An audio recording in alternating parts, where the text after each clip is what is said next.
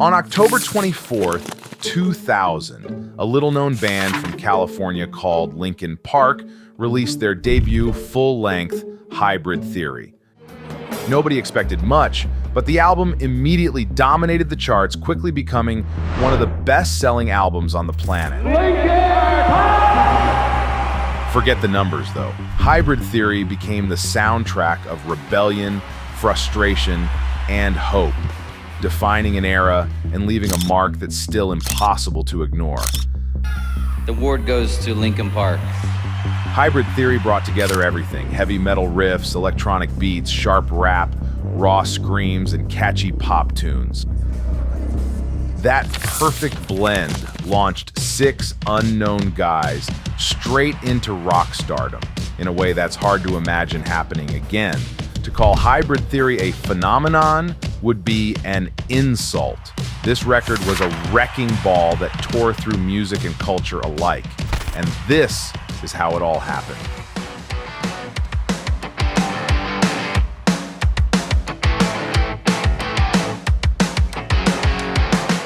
The 90s were chaotic for rock.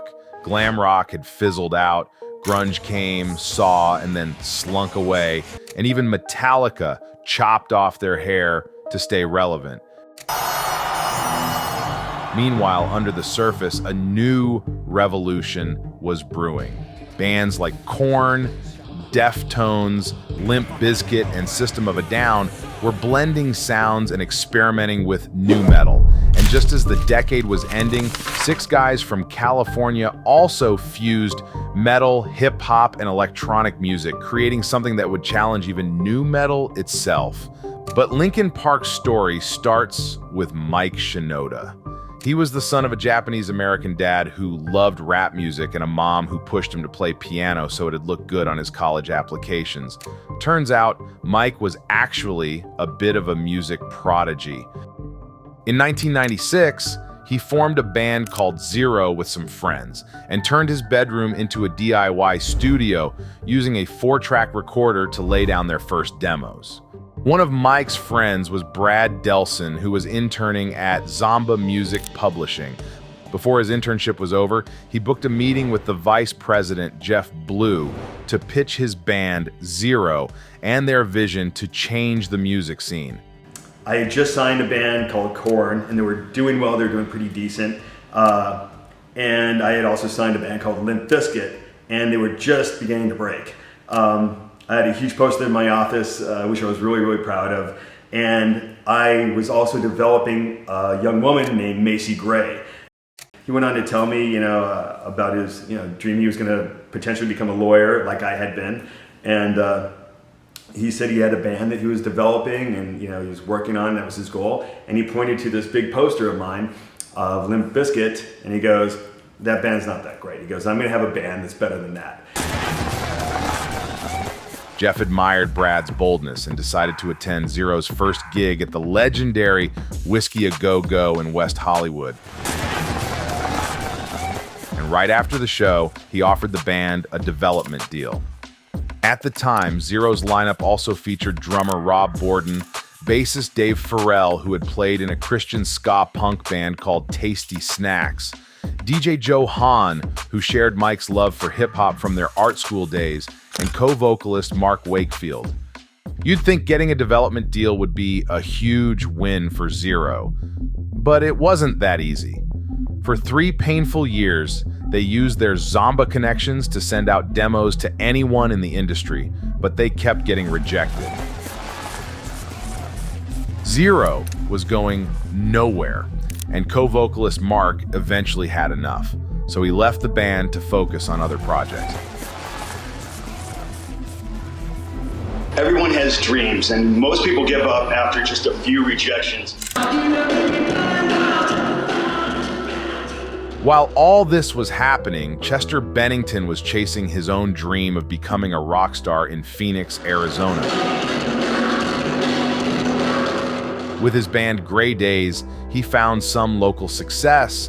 They made a record, got radio play, and performed at venues that held up to 2,500 people. But that wasn't enough for Chester. He wanted more. Frustrated by his bandmates' lack of ambition and their inability to break out beyond Arizona, he began giving up on his dream. He married his wife, Samantha, and took a promising tech job back in Phoenix, thinking maybe it was time to settle down. That is, until one of Gray Days' tapes ended up in Jeff Blue's hands. As Zero was now looking for a new vocalist, Jeff, clearly impressed by what he heard, moved fast, inviting Chester to audition for them. Story goes that instead of celebrating his 23rd birthday, Chester canceled everything and flew to LA to meet the band. We went through a period where we kind of didn't know what we wanted to do with the band. Like the singer we had been playing with was transitioning out, and we didn't know if we wanted to continue. If we wanted to continue, if we wanted to continue just the 5 guys, or how that would even look or work out.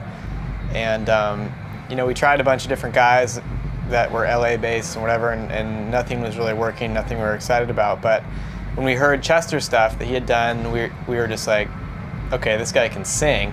We need to get him out here quick and see, you know, what the deal is. And got him out, and then said, okay, if a band is gonna work, this is gonna work. Otherwise, you know, that's the end of Linkin Park as it is, kind of thing. Desk jobs, here we come. Yeah.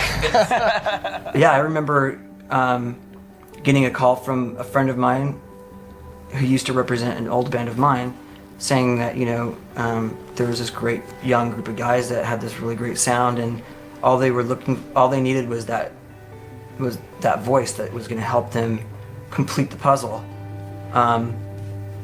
And you know, I had never really auditioned. The only time I'd ever auditioned to be in a band was when I was like 14, and so from 14 to 23, I had never auditioned. I was always the person that people were coming to audition for, and so it was a different experience for me, you know, because in my mind I was like doing these guys a favor, and you know, I wasn't the one who called them. You know, they were calling me, and so it was strange for me to think of it as me doing an audition, because I didn't go seek them out, which was the interesting thing. So when I got there and you know, turned over the tape, I had my vocals on it. Everybody liked it. We seemed to get along pretty well, even though we were strangers. And I got to watch some other people like do their auditions, and it was pretty funny.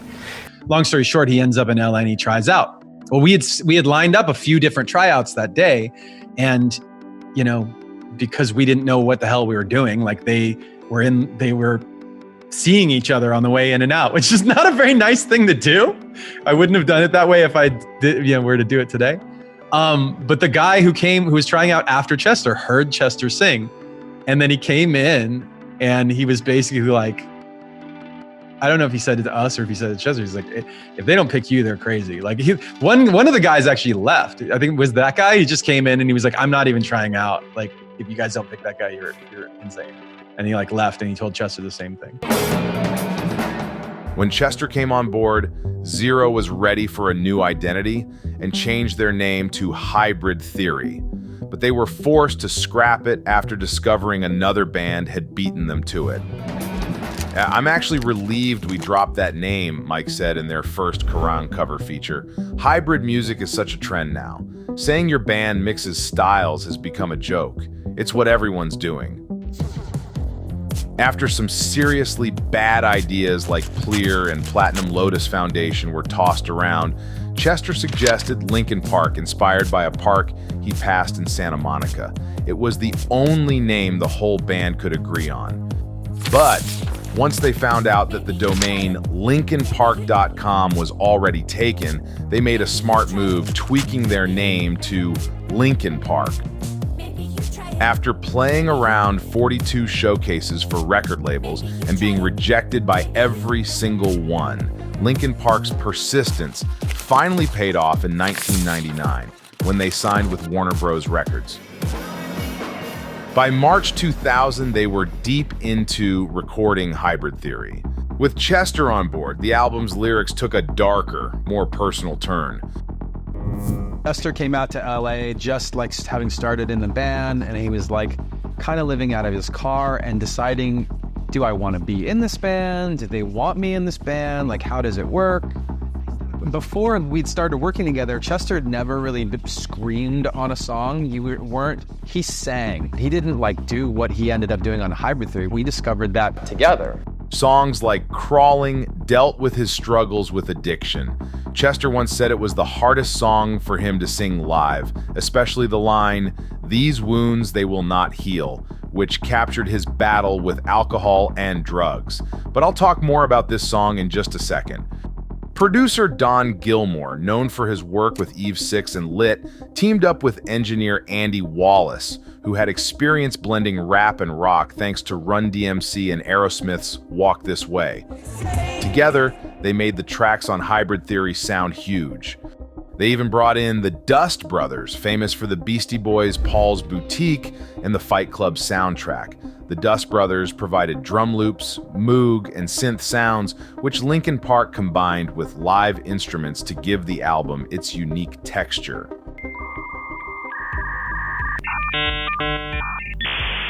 They promoted their music everywhere they could online, posting links to their songs on music forums, chat rooms, and even other bands' websites.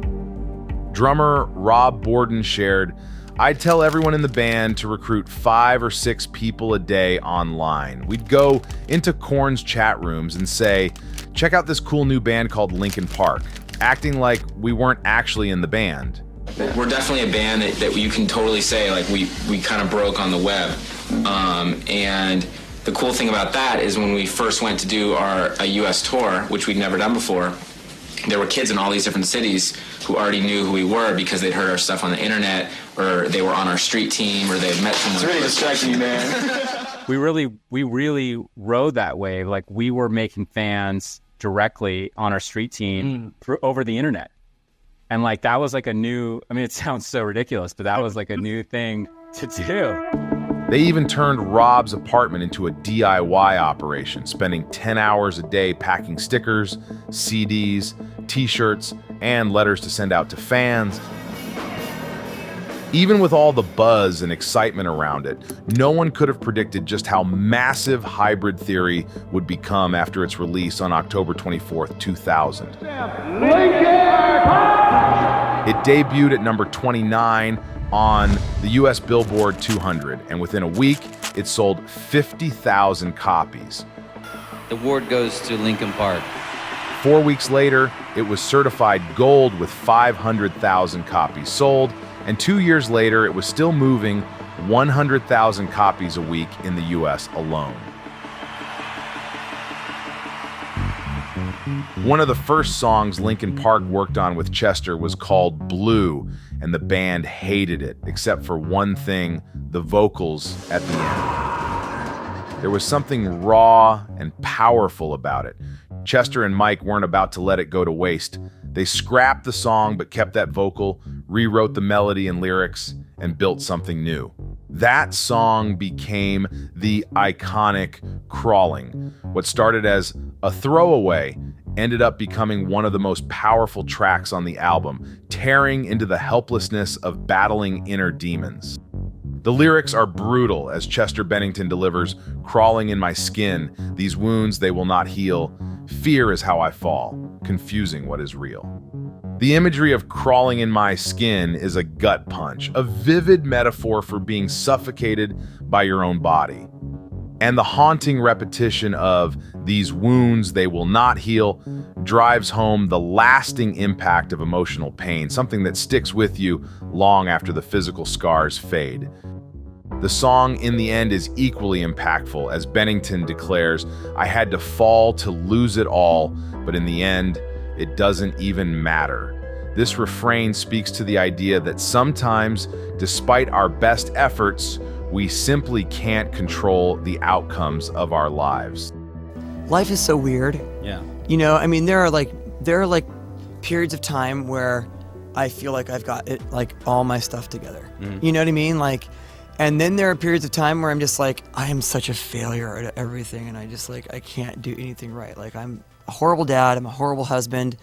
You know, I'm just like, ugh. But rather than succumbing to defeat, the song encourages listeners to find strength in the struggle and to keep pushing forward. One Step Closer came about as a reaction of the problems they were facing with the record label and the constant pressure from producer Don Gilmore, who seemed to not understand their vision. The lyrics, "I cannot take this anymore. I'm saying everything I've said before. All these words make no sense." And the chorus, "Everything you say to me takes me one step closer to the edge," came from the band's frustration of handing Don Gilmore their lyrics and he telling them they weren't good enough over and over again. And then we got in the studio and like the people were like, that we were working with were saying, you know, we want you to change this and change that. This guy has this gimmick where he wears a red hat and you guys need a gimmick. For us, we were just like, come on, man. Like what we're doing, there's a very specific lane that we're trying to go down. Like we have a very specific idea for what this is. And it incorporates these different genres of music. I grew up in hip hop. I know hip hop like the back of my hand. It is what I like live and die by. And I want to put this very specific like type of hip hop in the music. And I know these people don't get it, but somebody out there is going to hear this and get it. That it's really, you know, the choices that we're making are what makes this album what it is. Another track that shows off Linkin Park's lyrical talent is Paper Cut. In this song, Mike Shinoda raps about feeling overwhelmed by the world with lines like, "Why does it feel like night today? Something in the air's not right today. Why am I so uptight today? Paranoia's all I got left." And the chorus, "It's like a whirlwind inside of my head. It's like I can't stop what I'm hearing within. It's like the face inside is right beneath the skin." The repeated "it's like" drives home the sense of confusion and being out of control, and the fast-paced, claustrophobic rhythm gives the song a dramatic sense of urgency. According to Mike, Paper Cut came together quickly and kept its working title from start to finish, almost as if the song itself wanted to exist. And at various points, Brad, Chester, and Mike have called it their favorite song. Paper Cut isn't just the opening track, it's a mission statement. Pulsing electronic beats, distorted guitars, and Shinoda's hard-hitting raps immediately grab you by the throat. Then comes the chorus, where Bennington's vocals soar, creating a melodic contrast that became Linkin Park's signature style. This blend of aggression and melody runs through the entire album, defining their sound. That record means a lot. It means a lot to us. It means a lot to, it's allowed us to really know that we can stay true to who we are. We can fight for what we want, and we can take chances that we want to take. So it was a very important record for us. It set the bar for us. They're a reflection of where we are creatively, and it's the best thing that we could do with our talents at the time. That's what we always had to do. We had to set that bar high, and we learned a lot from making that record, for sure. And we would all fight amongst ourselves, but at the end of it, it was like, let's figure out how we want to do it, and if that's not going to work, then we don't want to do it. Like, let's make sure that we love it, and then we can put it out there and be confident in the fact that at least the 6 of us are on board, and we hope you like it. Yeah. We hope you love it. But if not, we've done all we can do, instead of like the reverse of that, which is kind of listening to the outside ideas and kind of getting that weird feeling in your stomach of like, I don't know if this is how I want to do this, or I don't know if this is how I want to create or approach this process. I think that's. But Linkin Park didn't just rely on typical rock formulas. Tracks like Points of Authority and Forgotten push the boundaries using glitchy samples and industrial beats that add layers of depth. With You mixes in distorted, scratchy samples that weave through the driving rhythm, creating a sonic texture that's both chaotic and captivating. But what really set Hybrid Theory apart was its brutal honesty. While other bands were busy flexing their aggression, Linkin Park dared to explore the darker, more vulnerable side of the human experience. Tracks like Pushing Me Away and In the End dig deep into betrayal and regret. And Crawling and By Myself tackle the demons we all face, but try to hide from others. But despite diving into such heavy territory, the album doesn't feel hopeless. The anthemic chorus of One Step Closer and the uplifting bridge of In the End give a sense of empowerment. And all these years later, Hybrid Theory still hits just as hard. Its fusion of rock, metal, rap, and electronic music feels as cutting edge now as it did in 2000, and its raw, honest lyrics about personal struggle have only become more relevant. Truth is, this album tapped into something universal. It speaks to the shared human experience of pain, struggle, and ultimately triumph.